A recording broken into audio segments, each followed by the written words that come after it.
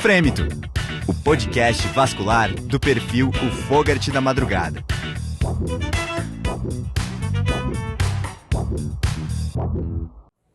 Esse é o Frêmito, podcast vascular, direto do Congresso Science 2023. A gente está sendo apoiado aqui pelo curso Bizu e estamos tendo a honra de receber o Lucas Freire, que é um grande cirurgião expoente do Brasil, vai trocar uma ideia com a gente sobre arco aórtico. Lucas, seja bem-vindo, cara, ao podcast. Obrigado, Arthur. Queria agradecer o convite, fiquei muito honrado quando eu recebi e agradecer a todos aqui a oportunidade da gente conversar. Obrigado. Lucas, a gente sabe que você veio aqui no Congresso hoje, principalmente para falar sobre a sua experiência no tratamento do arco aórtico. Então, explica pra gente quais são os desafios, explica um pouco sobre o zoneamento, para quem não sabe. Especificamente sobre o que a gente vai falar hoje no Congresso, é sobre tratamento de zona 2 e zona 3, né? Zona 2, se for necessária a cobertura da subclávia esquerda, né? E zona 3 logo após a subclávia esquerda, mas se você tiver um colo curto, alguma coisa, você vai ter que invariavelmente cobrir a subclávia esquerda. Então, basicamente, a discussão toda, o ponto da discussão é revascularização da subclávia esquerda quando você trata um aneurisma ou uma dissecção nessa região do arco aórtico, né? Saber quando revascularizar, se a gente deve revascularizar e como revascularizar, quais as técnicas, né? Então, basicamente, assim, em situações de emergência, a gente até pode cobrir a subclávia esquerda e avaliar o paciente depois, se ele tiver algum sintoma, e aí fazer uma revascularização. Mas nos casos eletivos, preferencialmente fazer a revascularização da subclávia esquerda, porque isso diminui o risco de AVC, de isquemia medular. Não é só o braço, né? Não, é menos pelo braço. O braço não caiu, tá tranquilo. O cara não anda no dia seguinte. Exato. Então isso está bem estabelecido hoje no guideline europeu. Explica pra gente então, quais são os racionais para você revascularizar a subclávia esquerda? Então, isso já está bem provado, né, que diminui o risco de AVC e de isquemia medular, além de claudicação do membro superior. Então, sempre que possível, numa situação eletiva... O caso eletivo, então, hoje, via de regra, não tem um bom motivo para você não fazer a revascularização. Assim, aí isso vai estar na aula também. A revascularização mais tradicional que a gente faz a transposição o enxerto, né, carotídeo subclávio, mas aqueles pacientes que você vai tratar, tem um pescoço curto, de acesso cirúrgico difícil, tudo, você fala, putz, vou ter que revascularizar esse paciente. Então, aí entram as técnicas endovasculares. Mas o que eu digo assim, independente da técnica escolhida, hoje em dia, a gente deveria fazer a revascularização sempre que possível. Você faz um rastreio específico pré, ou você indica assim, você só não faz quando tem uma contraindicação, digamos, absoluta? Para a revascularização da subclávia assim, vou operar o paciente, então vou fazer assim, um Doppler de carótida, vou estudar o crânio, sim, enfim. Com certeza. As variações anatômicas do arco, se tem um arco bovino, se tem uma vertebral saindo do arco, vertebral esquerda saindo do arco aórtico. Com certeza. Né? E sempre pensar na melhor zona de selamento possível, não comprometer a sua zona de selamento, pensando que você está próximo de um tronco supraórtico, sempre tentar... colocar a sua prótese pelo menos em 2 centímetros de aorta boa, nem que para isso você tenha que avançar, seja na subclávia esquerda, que é o assunto hoje, seja mais proximal, né? Não comprometer a sua zona de Fiquei selamento. curioso agora com essa vertebral saindo do arco. Como é que você faz para revascularizar ela? Então, dá para fazer por endo? Não. Aí é transposição carotídeo vertebral mesmo. É uma cirurgia mais delicada, tudo, mas é possível fazer. Principalmente se for uma vertebral esquerda dominante. Então, assim... se você está pensando em preservar perfusão medular. Um angiotomo, quando você vai tratar um paciente do arco, o ideal é fazer um angiotomo até o crânio, para saber se essa vertebral esquerda ela termina numa paica, se a vertebral direita ela supre a cervical posterior, a basilar. Então, tudo isso você tem que levar em conta. Tem casos que você pode ocluir sem problema, tem casos que você vai ter que revascularizar. Né? Cara, e quais são as opções técnicas hoje que a gente tem para revascularizar a subclávia esquerda? A opção cirúrgica, geralmente a gente faz bypass ao invés de transposição, que é mais simples, né? E as opções endovasculares aí começa desde dos stents em paralelo, né? Chaminé ou periscópio, né? Que assim é simples, tem o material disponível de prateleira, né? Você ainda precisa de um acesso de membro superior, não tem jeito. Então, assim, numa situação de urgência e se você não tem muita expertise com por exemplo, uma fenestrada, uma ramificada, é uma opção válida, mas tem os problemas que a gente conhece, de goteira, possibilidade de vazamento, interação desse estente com os outros troncos supraórticos. Então, eu acho que é válido, mas hoje não é, assim, principalmente no caso que eu vou planejar eletivo com calma, não é a minha primeira opção, né? Aí depois a gente vai ter as próteses de prateleira, né? Que hoje nos Estados Unidos você tem a TBI da Gore, que já é aprovada, já está disponível comercialmente, né? Já tem trabalho, enfim.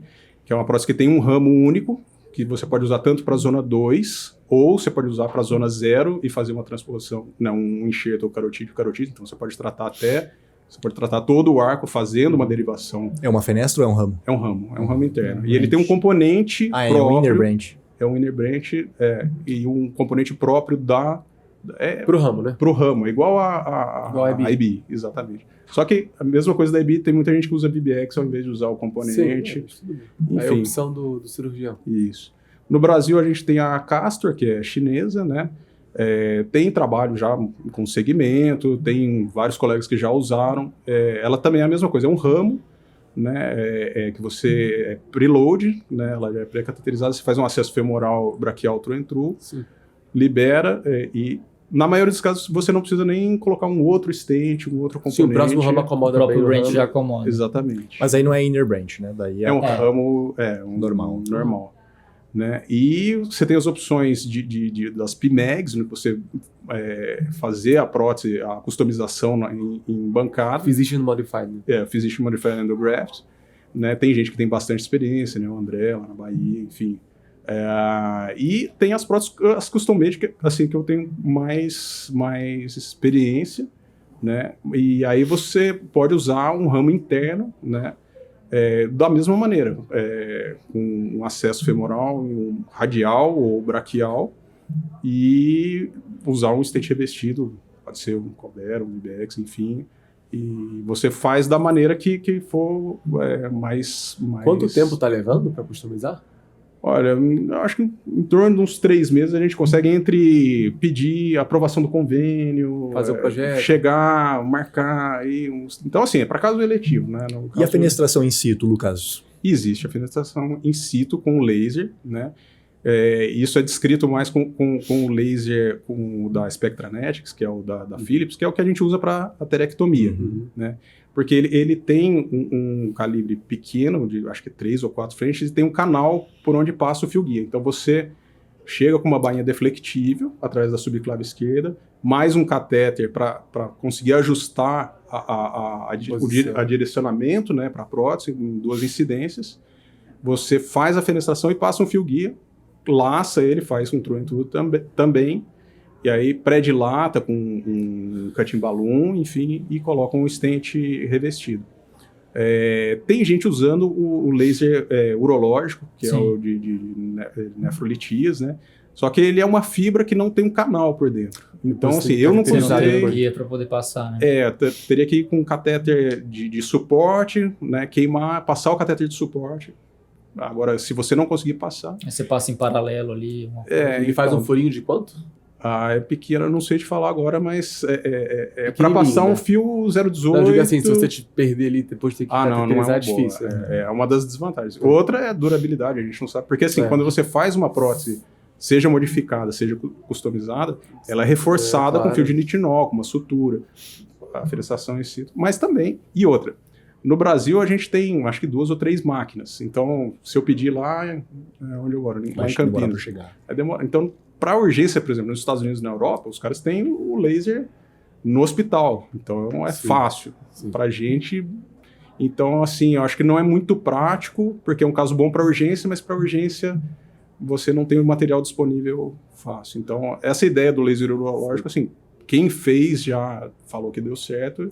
E Lucas, vamos avançar no arco, assim, zona 1, zona 0. Como é que está o panorama atual desse tratamento? Então, o reparo endovascular é possível, eu não tenho tanta experiência em zona 0, o Marcelo Ferreira, que está aqui, tem bastante casos já, eu mês passado fiz um curso na França com o Dr. Stéphane Raulon, vi alguns casos que ele mostrou ao vivo e gravados. E assim, ele já tem mais de 150 casos, já faz 3 ramos de rotina, né? Não faz nenhum acesso, nenhum extra-anatômico mais. Então ele faz um acesso femoral, um acesso axilar percutâneo, com perclose, não disseca axilar mais, né? E através do acesso axilar ele faz o tronco brachicefálico, o ramo do brachicefálico, e ele faz 2 ramos retrógrados para a subclave esquerda e carótida esquerda. Então ele vem por baixo, não sabe? E faz isso. Então não tem acesso cirúrgico. Braço direito e femoral, acabou. Isso. No dia, né, desse curso, o Dr. Thilo Kobel, de Hamburgo, da Alemanha, mostrou assim, para 2 ramos, para você fazendo um carotídeo subclave, para fazer 2 ramos é relativamente simples. 3 ramos é mais complicado, mas, assim, pelo menos os casos que eu vi e a estatística dele é muito boa. Geralmente para dissecção, dilatação pós-dissecção, e que não tenha trombo, porque o risco de você manipular o arco com trombo, tudo é muito grande. Né? A dissecção é sempre um limite, porque você fazer um bypass, às vezes, extra-anatômico numa artéria já doente, Exato. Você corre sempre esse risco, né? E pra gente, uma mensagem final, então, para quem não conseguiu vir ao congresso, acompanhar a tua aula, o que você deixaria de mensagem pessoal? Eu acho que a mensagem principal é isso de sempre pensar na revascularização da subclave esquerda, na zona 2 e zona 3, não comprometer a zona de selamento, pensando em revascularizar algum ramo, né? E eu acho que é uma área que a gente tem que estudar, os limites estão sendo jogados cada vez mais para frente, e é uma cirurgia bem menos invasiva do que, né, a aberta, e eu acho que veio para ficar e tem tudo para dar certo. Quando tiver o primeiro Benta ou Endo, você vem contar para nós aqui, Lucas. Eu acho que tá caminhando para isso. Nesse curso da França eu já vi alguma coisa e com certeza vai chegar nesse ponto, sim. Já está chegando. Obrigado, cara, pelo teu tempo e pelas explicações aqui. Que isso, eu que agradeço.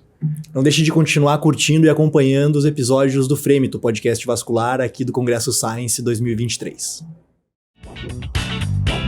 Fremito, o podcast vascular do perfil O Fogart da Madrugada.